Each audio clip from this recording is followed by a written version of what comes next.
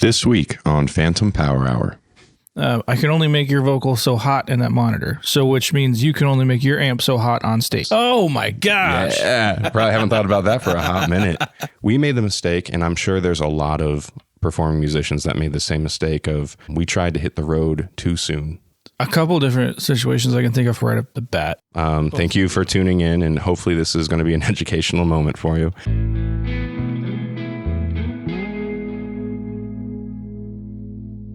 How's your week been?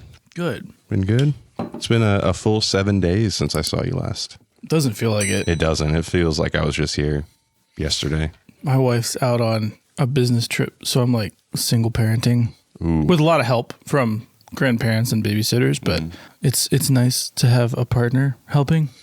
I'll say that. I'm sure. When I have to take care of my dogs on my own, it feels like it's a hassle. I couldn't imagine human children. I mean, I've had dogs too. Not much different. I'll say that. Yeah. You still got to feed them. They still want to go outside. You have to feed them? I've been doing this all wrong.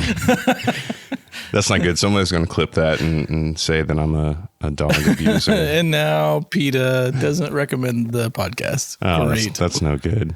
They just need to see me with doggos. I love them. I'm that person, like, you go to a gathering or a party or something and I just gravitate towards the dog. Oh, and that's where I'll spend my entire time. Same. I was just up at Gear Fest and Universal Audio had a booth up there. And one of the people working in the booth had their dog.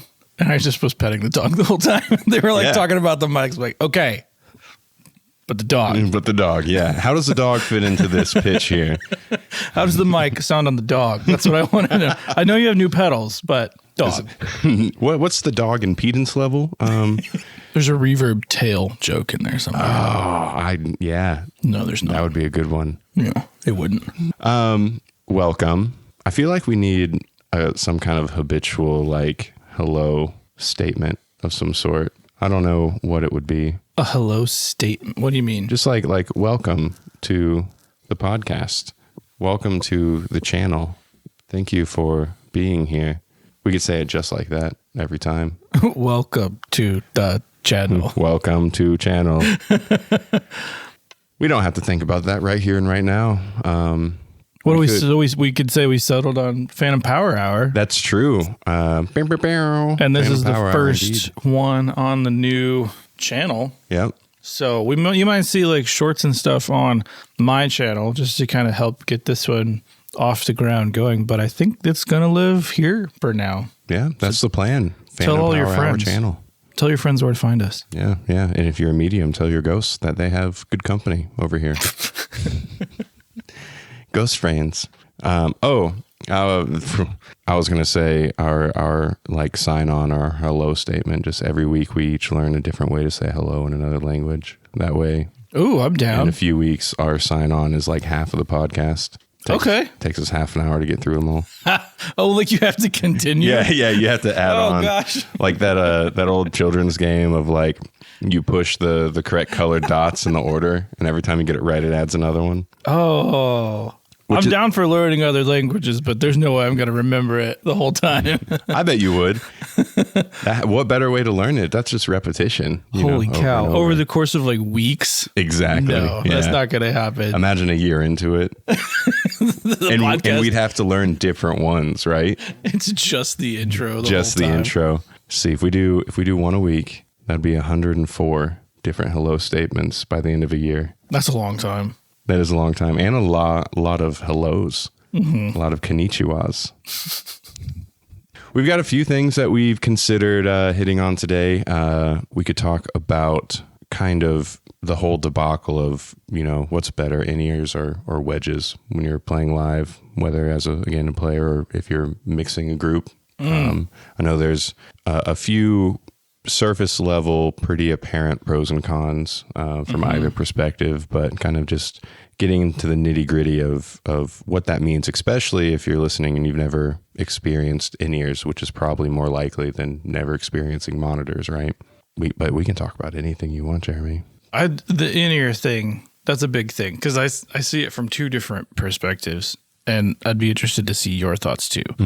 Because I look at it from a performer standpoint, because I do play every once in a while, not nearly as much as I used to, but I don't really like in-ears because I don't have a nice set of in-ears. Right. And I feel like if I had a better set, I would feel way more comfortable with the whole process. And I come from like playing in a really heavy band.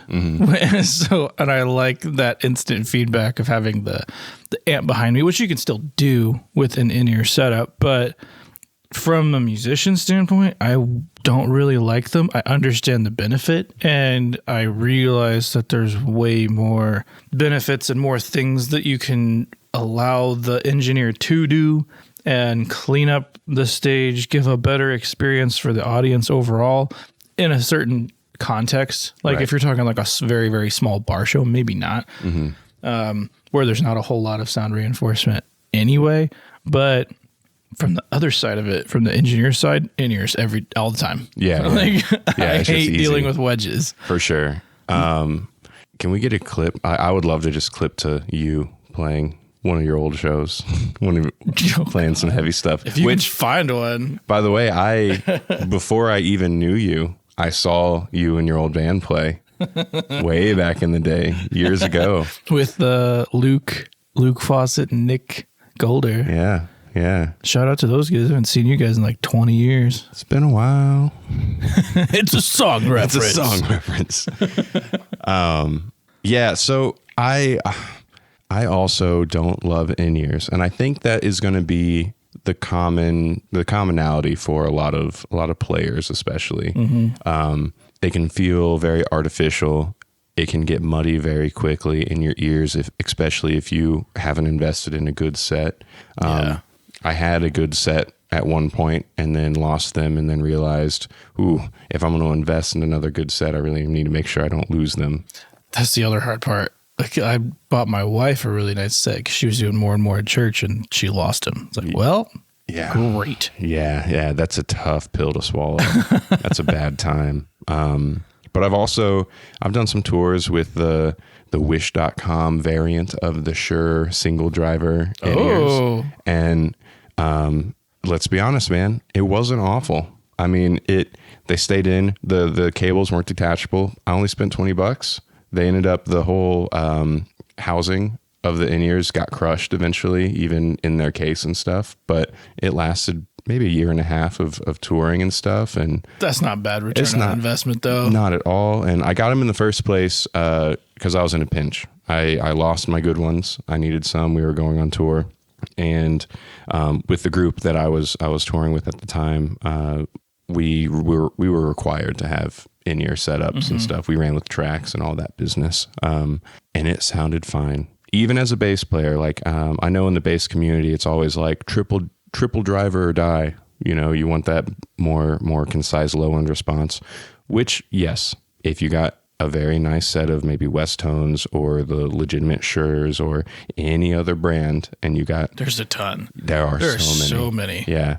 And you got the triple drivers or even more than that. I think I've seen up to like 7 drivers in a set of in-ears before. Oh, I think I've seen more. Don't hold me to it, but I'm pretty sure I saw 13. I would love to experience that. Yeah. Like in its full glory. I want... that would be so interesting. We need not to make another LTT reference, but we need their labs team to like go through. So check out in-ears? Yeah. Check out How would in-ears. you even do that? Well, so they have their little like test dummy kind of humanoid head shape with real ear cavities. Get the molds for those ear cavities and this pop the molds on the different models and give me that frequency response. I want to know, is it truly like, where does it fall off? Like, because I was just helping a student shop for in-ears yesterday in our lesson. He's about to go off to college and kind of trying to get prepared to be... This is very apropos to the current conversation. Did I use that word right? Apropos. I don't know. It's early. That's true. We are getting off the beaten path for sure. No, I meant like appropriate. Oh, appropriate. I don't know. Oh, so I don't know. Maybe I just don't know what it means. I don't think I do either. We just talked about this earlier before the camera was rolling. I think you ninja recorded earlier, so yeah, maybe we caught it. I know just enough about a lot of things to know that I don't know anything. So that includes vocabulary. Fancy words like apropos. I heard it was on my calendar, the vocab calendar. The only one that I'm pretty good with is anti-disestablishmentarianism. See, I don't know what that means. Well, that's because I grew up watching Recess, one of the greatest animated shows of all time. Honestly, I don't know if it holds up. It might be garbage, but when I was a kid, it was awesome. And before every break, they would have like a vocab word from like the nerdy character that I resonated with quite a bit. And one of them was, it said, "I'll be back before you can spell anti-disestablishmentarianism." And being the ultra cool guy kid that I was, I thought, I bet that's not true. I bet I could spell that before I get back. So I trained. But no, I was helping one of my students yesterday just look through in-ear monitors, kind of educating them on, pros and cons of different ones. Do you want to get molds? Do you want to just try them out first? When you might be using them, why you might want them in the first place. And this particular student, he's a bass player. He's going off to college. He also does a lot of songwriting with an original band and works on scoring for like video games and stuff like that as well. So multiple different use cases for these in-ear monitors. But the whole point of all this was I was going through, and there are some brands I haven't heard of where you can get single or even dual drivers for under $100, which if they're reasonably like good quality, that's a great deal. Yeah. But then you look at something very similar in terms of hardware from something like Shure or Westone, and you're well above the $1,000 mark for that. And I can't imagine what you're looking like in the price range when you start looking at the 7 drivers, 13 drivers, however many they go up to. So where does that, and I don't know if you know the answer because neither of us have experienced those kind of monitors, but where does that fall off? And maybe we can touch on this a little bit more down the road, and the context of like studio monitors, something both of us have way more experience in, and also crazy price margins and price gaps between different brands and yes, kind of qualities. But to get back on the path we set forth on, in-ears versus wedges in a live performance kind of setting. So you mentioned that there are kind of pros and cons, of course, as there is with anything. So from an engineer standpoint, just lay it out. Let's pretend that whoever's watching this, you, Kyle. I was speaking directly to Daniel. Oh, sorry. So Daniel and Kyle, thank you for tuning in, and hopefully this is going to be an educational moment for you. Let's assume you have no experience, maybe even playing live at all, but you have an aspiration for it, whether you're playing or even mixing or something. What are take us through the ropes from an engineer perspective, why you would prefer working with somebody like a group that uses an in-ear system. A couple different situations I can think of right off the bat. If you're like a band touring and you're kind of doing your own sound and bringing your own stuff, a load in with an in-ear rig is so easy. When it works. Yes, when it works. But you have the ability to put everything into one rack. And everything's pre-wired. You can run your own personal mixer on stage, like with something like an X32 rack, and splits off of like a transformer balanced splitter. So essentially, instead of using the house snake wherever you are, you plug into yours, and then use that house snake to come off of those splits. So the benefit there, you have the exact same mix every day, every single day, and then the house engineer wherever you are can mix it however they want to. Yeah, I'm gonna pop in here just real quick because that was my experience. That story earlier about needing replacement in-ears for the tour. That's exactly what our setup was. We had, I think it was either X16 or X32, so everybody could adjust their own mix on their phone or iPad or whatever. Probably an X16 Air. I think that was what it was, yeah. And like you said, instead of using any kind of snake at all, everything just ran through this little, it was, I think, a 4U rack unit that we had because it held a laptop in there as well. Super rugged. As long as nothing got messed up cable-wise or unplugged or whatever, you pop it out, you power it on, you're good to go. Regardless of the venue size, the acoustics of the room, no matter what was going on, you would have the same mix. Yeah. And we ran with tracks, and we had cues. If you are in the church scene, you know the chorus, 2, 3, 4. We had all those cues built in, everything. I call her Angie. Angie? That's a good name. Yeah. Does she have a list? Okay. No, she just sounds like an Angie. Yeah, I could see that. Dependable, and you can trust just, yeah. Just very straightforward with the facts. Timely. Oh, silly. I like it. But it all boils down to when it works. You know what I know is always going to work? Pulling out a big rig and plugging it in and turning it up and filling the room. So Jeremy, why don't you want that as an engineer? Why don't you want somebody just bringing their old reliable kind of beat up Tolex torn rig and cranking the settings to fill the room? See, I will disagree with the fact that it always works, because they don't always work. Yeah. And I mean, even having those large boxes and transporting them, those inputs get jacked quick. Inputs jacked. That was a pun and I didn't even try. I didn't even mean it. Accidental pun. We're going with all sorts of stinger all ideas. Stingers. Stinger, hardly know her. Anytime you start running, I mean, and this is one of the nitpicky things, but I want to automate the process as much as possible. And if a band is going to come in and run their own wedges, okay, that's not bad. It limits you on what you can do from a band perspective, which then limits me on what I can do from an engineer perspective.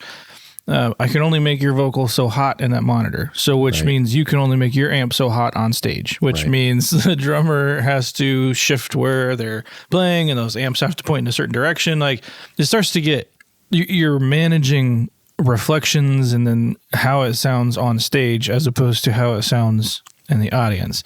Right. So anywhere I can shift responsibility, which kind of sounds like a cop-out as an engineer, but I think it helps so much in a few different ways. If you're responsible for your own mix, of course I'll help you if there's something wrong. Mm-hmm. And I think that's the big point too. Like, if you're even in a church setting, like, people want to not use ears because I don't know how to do it. I don't know how to mix. And I run into that a lot.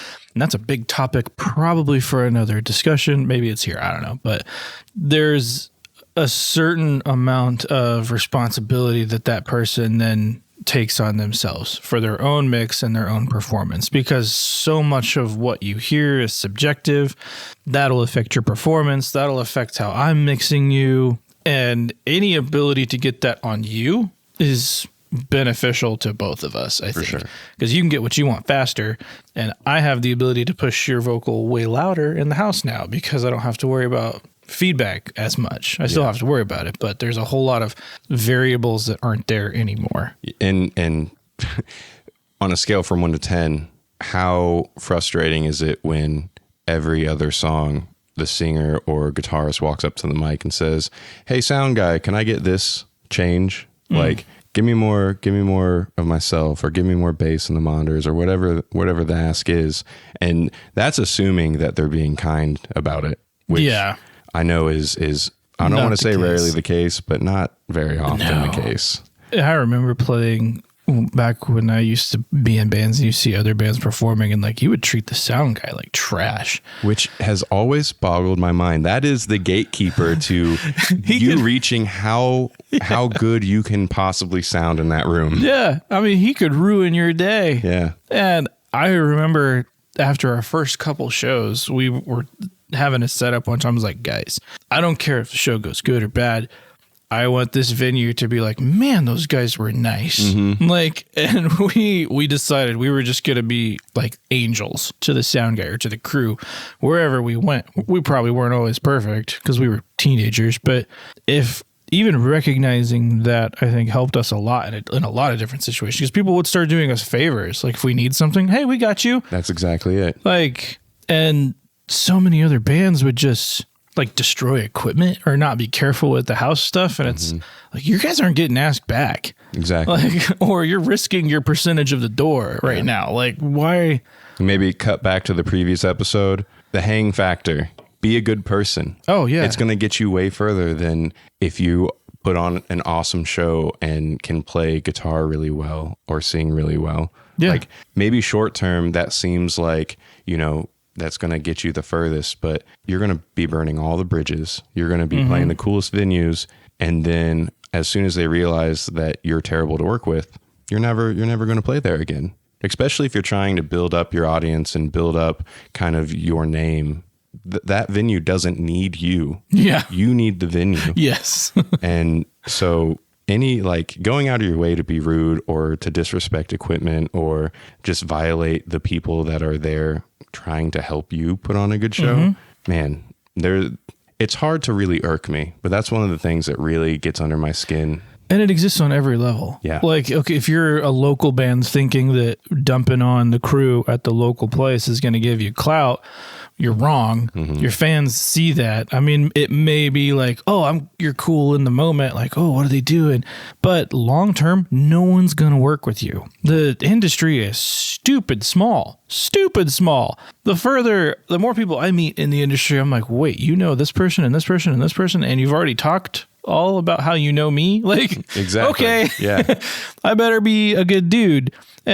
All the way up to like, okay, this is a career, and now you're going to these shows. You can't dump on the crew because now this is not just your financial stability, but anybody on your team's financial stability, the crew you are bringing around, your sound guy. Like if you can't return to a venue, that's a hit directly to your pocket. Exactly. Like it's just be cool. Yeah, be cool about it. Be cool. And that doesn't mean like, I don't think either of us are advocating, be a brown noser and be like insincere about your either compliments or niceties, but like try to remember that they're doing their job and you're doing your job. And if something goes wrong, you're both just doing your jobs, and just be a good person. Try to be empathetic in the moment, which can be really hard, especially if the person on the other end of this experience isn't very good at that job that they're doing. Yeah. I've seen that a handful of times too. And remember, you weren't either. Like, yeah. If you're a local band trying to make some moves and you just got really good at your instrument recently, like try to remember that you worked at that. You had lots of failures getting there. You had lots of mistakes, lots of wrong notes. So, maybe your sound engineer is new too. Yeah. And maybe you should be the one there encouraging them. Maybe you have some ideas of what you like on stage. So share that with them instead of yelling at them because they tried to run phantom power to your DI, which has happened to me twice. And it broke both times. But see, this is why you need to go transformer isolated. Yeah. There you go. Keep them isolated. You said something earlier where back when you were playing with your band a few moons ago, you were talking to them about, I don't care how this show goes, but we need to be nice to the venue. Yeah. Right. This kind of ties in with it. But my band and I, we did an audio tree session 2 years ago, I think. And at the end of it, okay. Some preface for this. We do kind of heavier psychedelic indie rock stuff. It's weird. It's super cool. We wear shucks. And we wear a lot of black. We have white and gold guitars, and we look hard. We look hard. And at the end of the interview, the person interviewing us said, you guys walked in and you looked just like hard AF.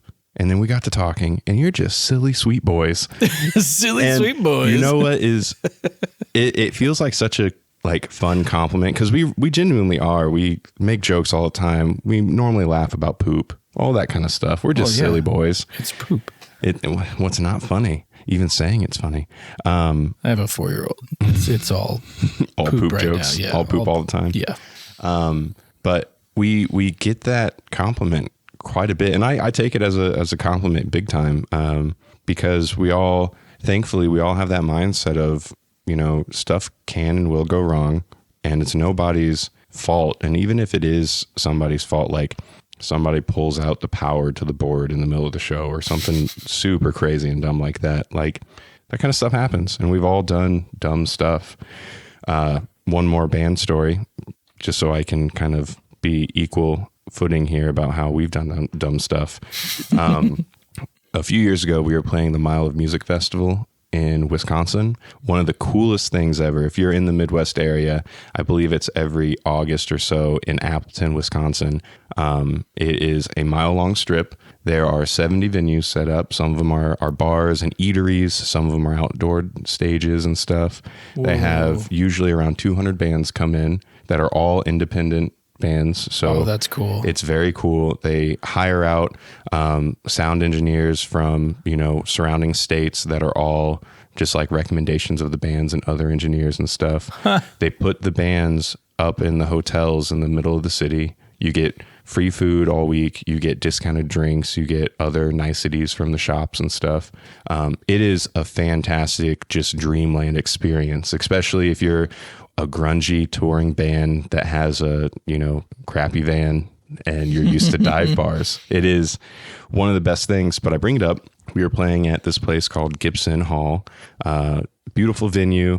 It was one of our last shows of the run. Each band usually plays, anywhere from 5 to like a dozen shows throughout the week when we're there for a whole week. But our keyboard player at the time was putting on some great stage presence, some really good antics. He was playing tambourine, dancing around, climbed on top of the venue amp that I was using, and it was a 15-inch, I think, hard key bass amp on casters, and it was old, and the casters broke. And he fell backwards. The cabinet fell forwards. He rolled over it. It completely broke off the power and the 1/4-inch plug on the back of it.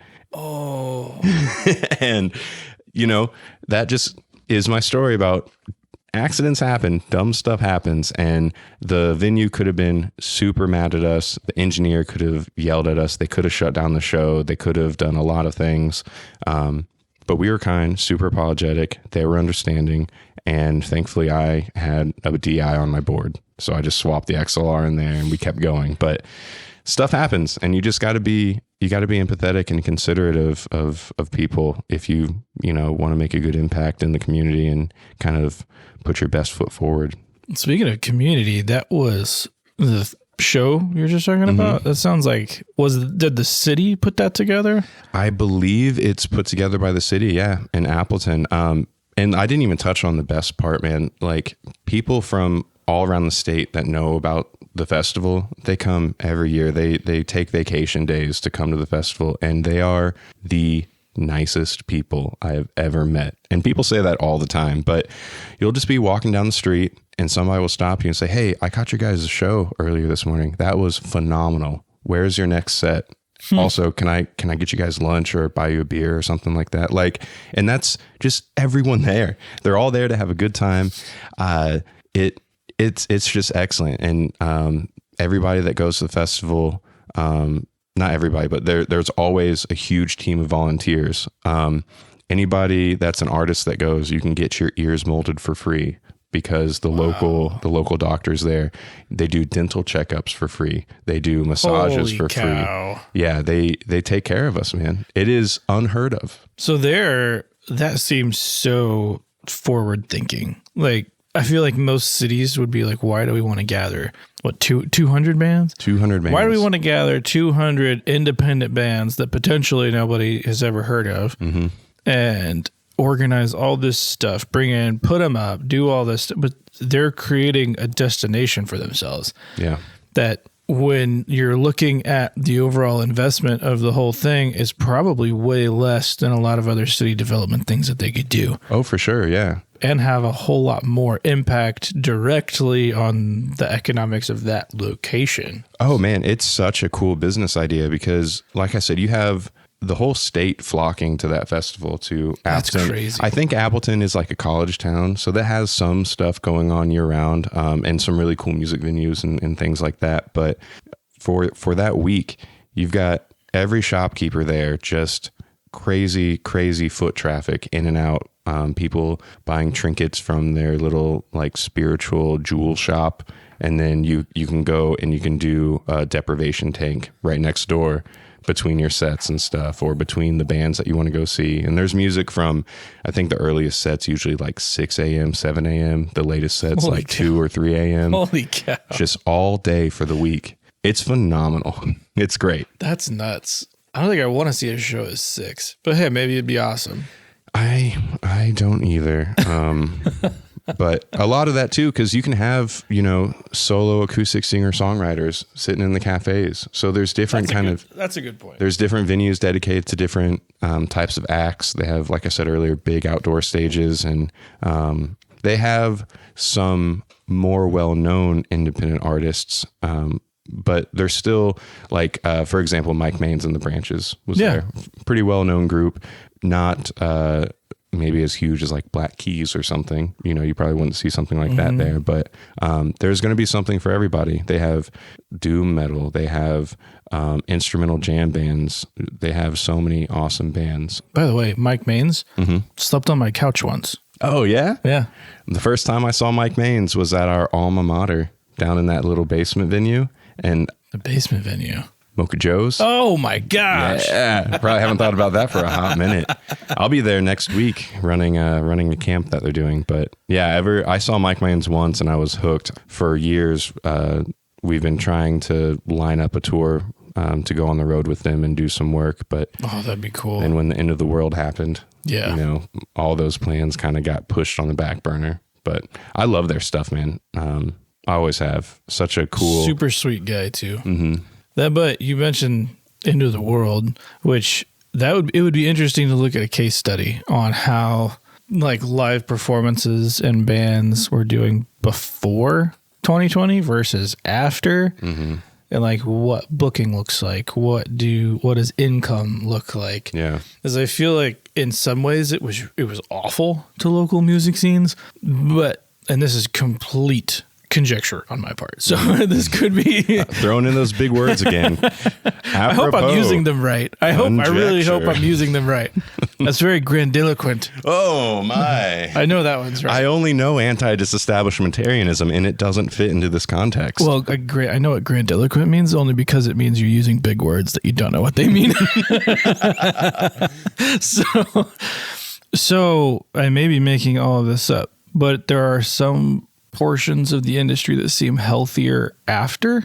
And I think it's because, there's a hypersaturation of music in all forms. And maybe before all that happened, you were competing with literally everyone. And once it got really, really difficult to book shows or get income from shows, I feel like the weaker bands kind of fell to the side.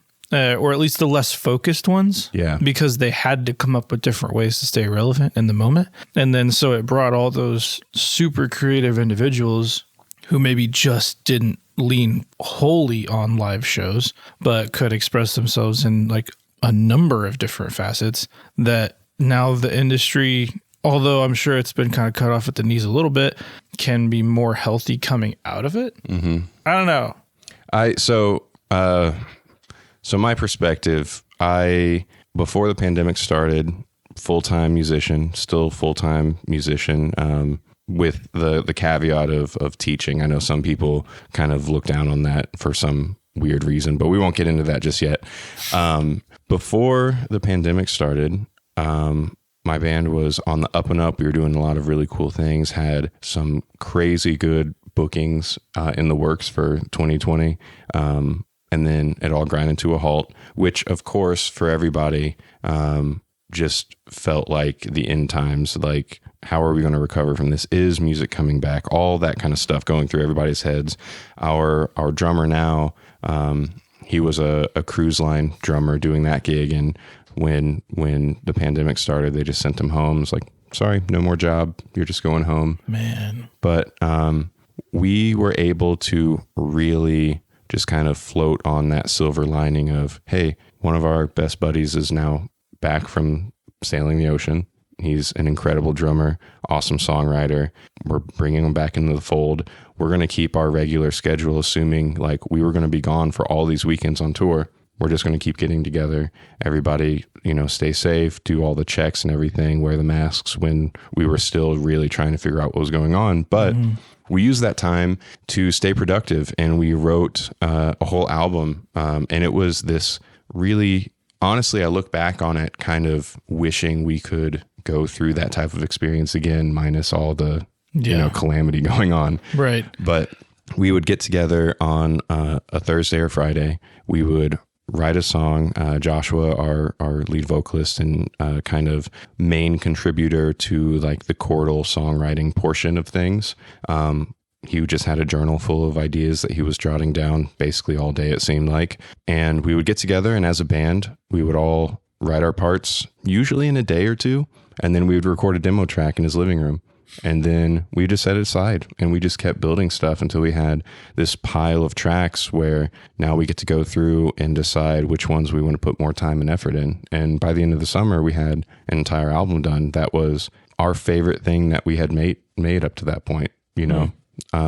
But to touch on just how it is business wise for everybody, we made the mistake, and I'm sure there's a lot of performing musicians that made the same mistake of, we tried to hit the road too soon. You know, we saw our state opening up. We saw the people in our community being willing to go out and see shows and be around crowds and stuff again. And we did a big tour. We went, as far west as I think New Mexico was the furthest west that we went, and we were gone for a number of weeks on the road. And some shows were awesome. Some shows, just people were still scared to go out and see it. Some venues were really struggling and therefore couldn't treat us as with as big of a welcoming as they would have liked to. All that kind of stuff was going on. But now I want to remain optimistic. You know, the shows around here in the city are popping off like nobody's business. You know, a lot of people are going out to see stuff.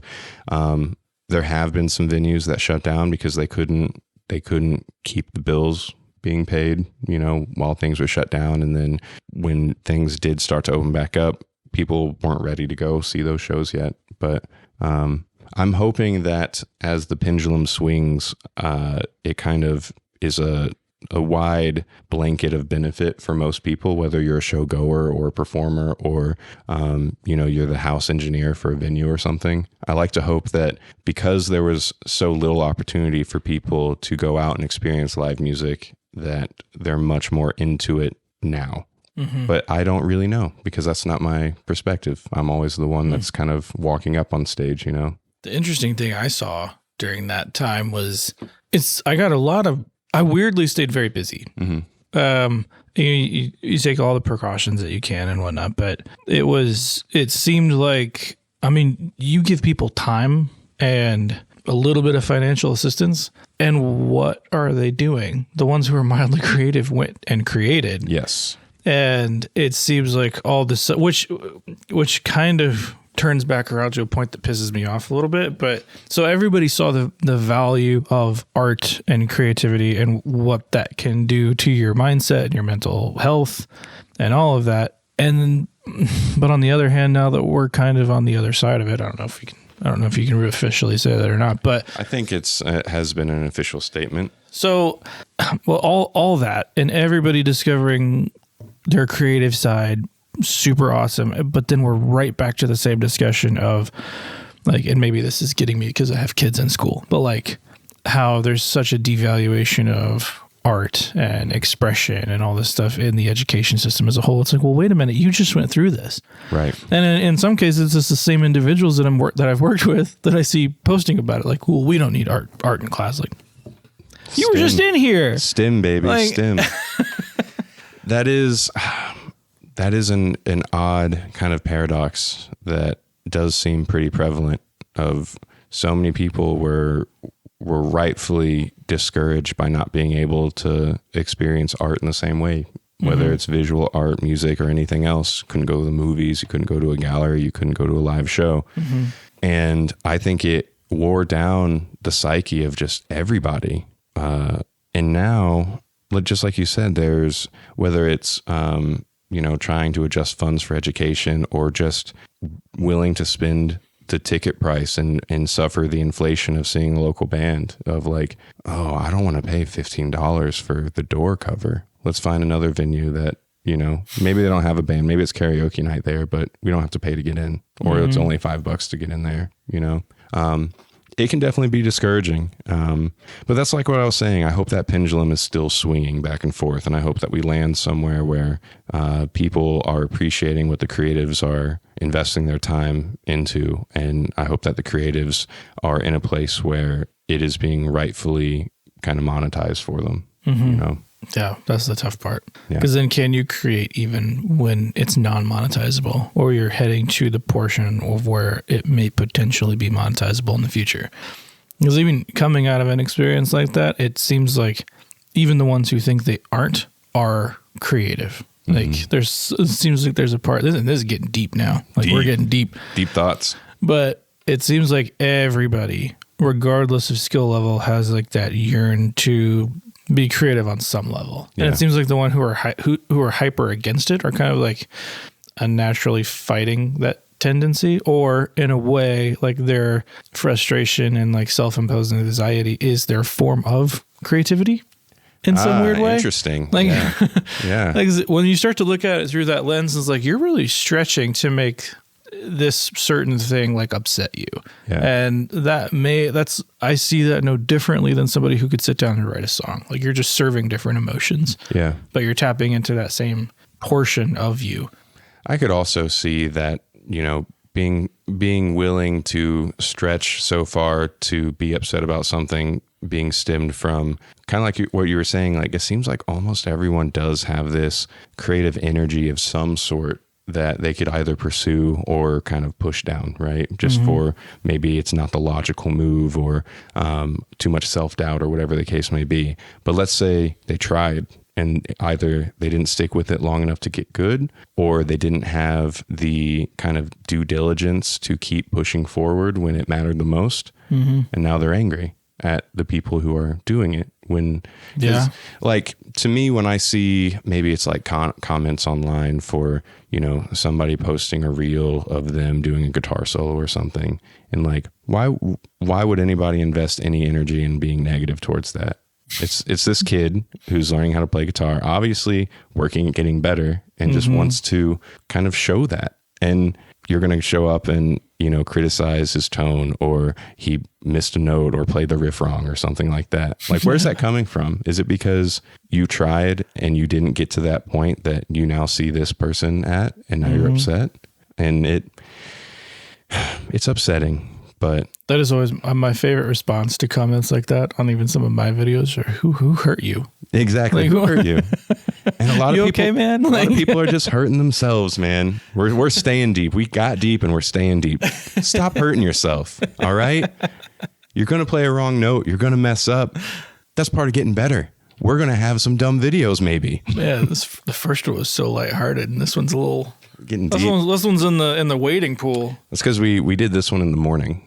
We didn't have time to get tired enough to not get deep.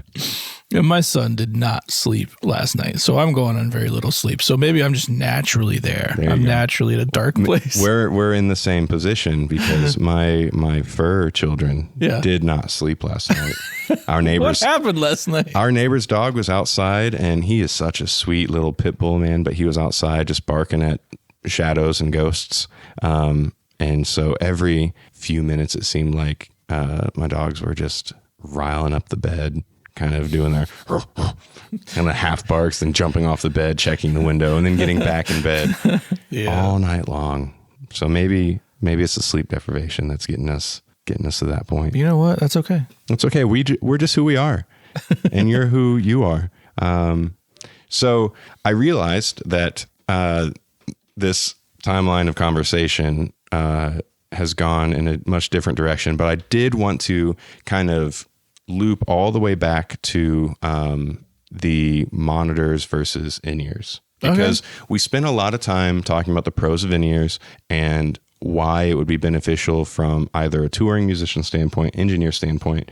But I would argue that there is a case to be made that monitors can be beneficial in some environments. And I'm going to kind of add the caveat of, let's include the whole amp modeler and like cabinetless kind of setups as well, right? In that kind of that group of a lot of acts these days that are using in-ears on tour will most likely also have some form of head rush simulator, Helix.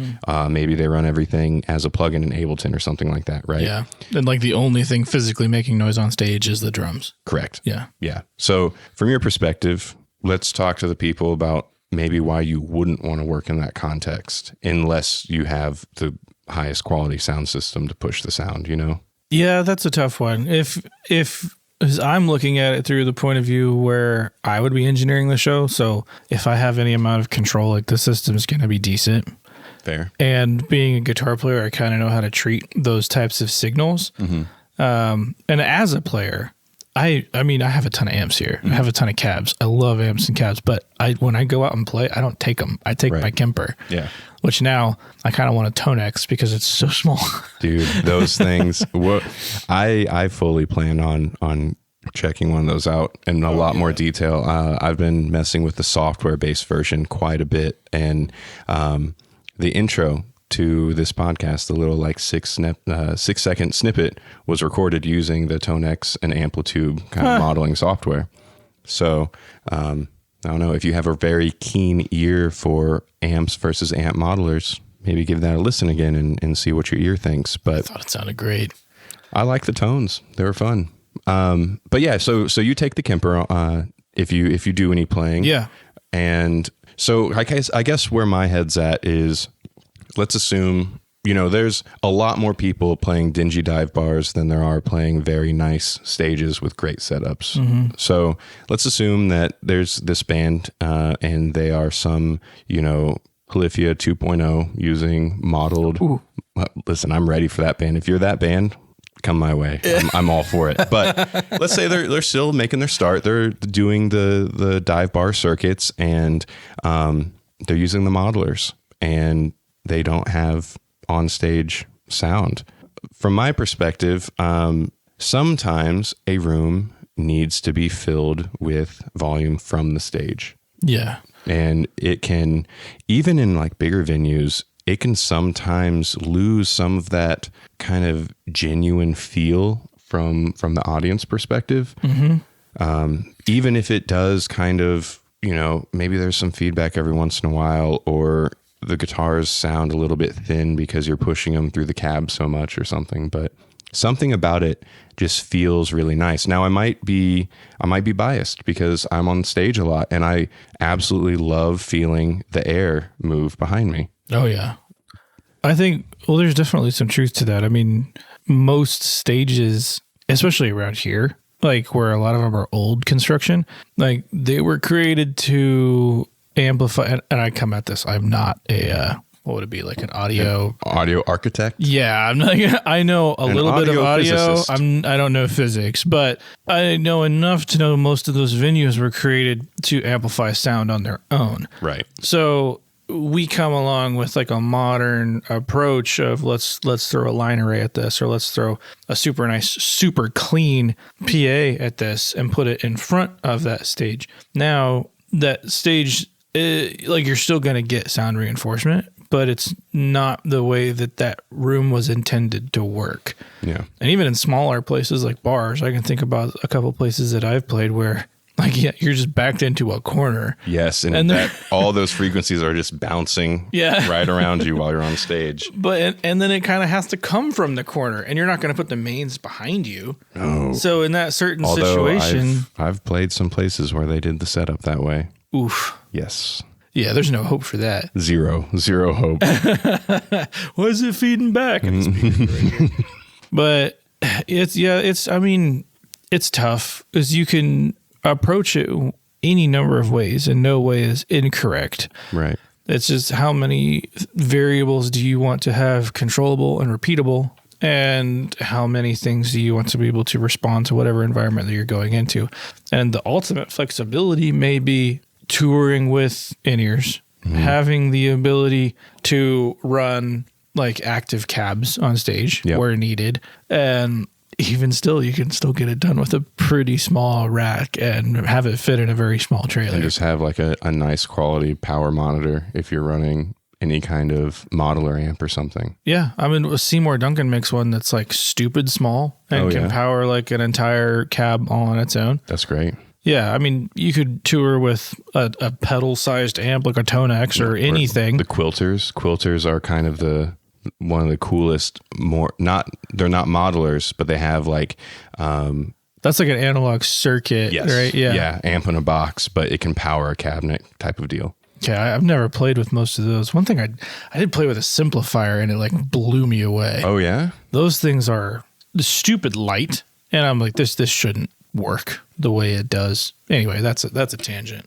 We've been going for like an hour already. We've been doing good. We haven't gotten to recommendations yet. There is one other just venue sound physics related kind of discussion I think I want to touch on, since we're in that world and we've been in that world. So you're an engineer, they're running in-ears.